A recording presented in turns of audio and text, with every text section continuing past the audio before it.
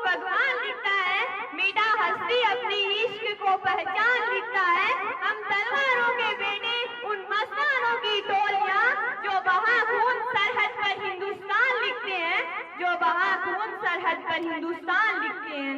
परम सम्मानीय अतिथि महोदय, आदरणीय प्रधानाचार्य और उपस्थित सभी गणमान्य व्यक्तियों, मैं प्रियंका आप सभी का इस विद्यालय प्रांगण में तहे दिल से अभिनंदन करती हूँ और इस शुभ अवसर पर अपने विचार प्रकट करना चाहूंगी। आशा करती हूँ ध्यानपूर्वक सुनेंगे।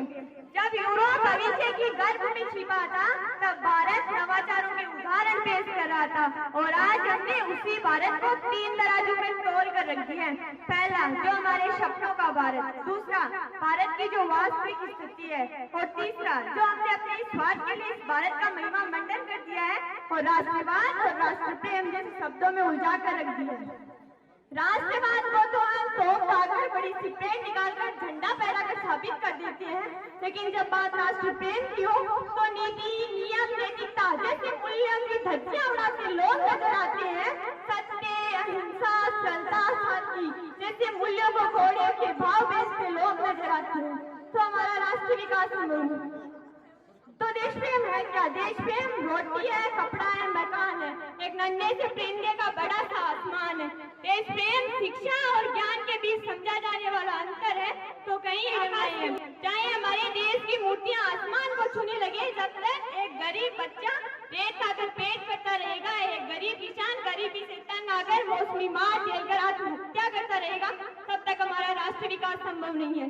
फिर भी आज का ये युवा वर्ग आर्थिक विकास पर चिंता प्रकट न करते हुए मोबाइल डाटा स्पीड पर चिंता प्रकट करता है। आज का ये युवा वर्ग फेसबुक, व्हाट्सएप और इंस्टाग्राम जैसी सोशल साइट्स पर सेटिंग, चैटिंग, डेटिंग और फ्लर्टिंग के मायाजाल में फंसा नजर आता है।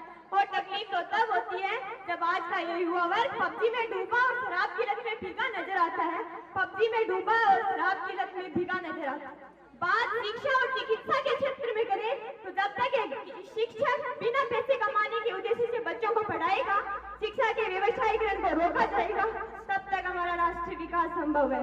बात धार्मिक क्षेत्र में करें तो जो इस देश का इतिहास, साहित्य, सभ्यता इस देश के इतिहास को स्वर्णिम बना रहे हैं और हमारा विश्वास तब सार्थक था जब हम नदियों के पानी को शुद्ध करने के लिए तांबे के सिक्के डाला करते थे, और आज हमारा विश्वास अंधविश्वास में तब्दील होता नजर आता है जब हम नदियों में बेहिसाब पूजा सामग्री और प्लास्टिक बैग बहा देते हैं और ये समझना भूल जाते हैं कि गंगा नहर को प्रदूषित कर रही है या पूजित। बात राजनीति के क्षेत्र में करें तो जहाँ वोटों को नोटों से तोड़ा जाए, चुनाव प्रतियोगिता का रूप ले रहे हो, समाज के ज्वलंत मुद्दों को राजनीति की छाती में लपेटकर समाज के समक्ष प्रस्तुत कर दिया जाता है, तो हमारा राष्ट्र विकास संभव नहीं है।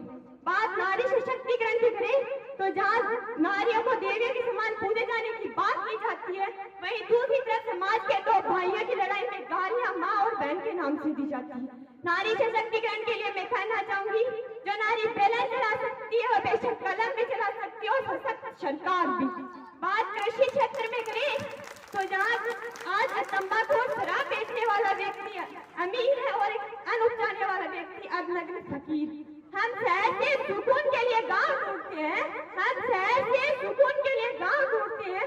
बड़े अजीब लोग हैं जनाब, हाथ में कुल्हाड़ी लेकर छांव ढूंढते हैं, हाथ में कुल्हाड़ी लेकर छांव ढूंढते हैं। आज हम भारत को विकसित करने के लिए तो हर कोई बोल जाता है, लेकिन जब बात हमारी सोच विकसित करने की हो तो कोई आगे भी नहीं आता है। आज बात में फैली अफवाह ये कहने को मजबूर कर देती है कि हमारे पास कान तो है लेकिन सुनना क्या है ये नहीं सीख पाते हैं, हमारे पास आंखें तो है लेकिन देखना क्या है ये नहीं सीख पाते। बोलना तो हम बचपन से सीख जाते हैं लेकिन बोलना ये सीखने में पूरी आंखें निकल जाती है। अंत में मैं राष्ट्र कवि दिनकर की कुछ पंक्तियों के साथ अपनी वाणी को विराम देती हूँ कि विपत्ति में विरोध में अडिग रहो, अटल रहो, विषम समय के चक्र में साहसी प्रबल रहो, तपा है जो, जला है जो, चमक उसी में आई है, समझता सब में भी बड़े चलो सफल रहो, बस एक लक्ष्य साथ कर गगन की ओर उठ चलो, गठा गिरी अटूट मगर सदा प्रबल रहो, सदा प्रबल रहो। जय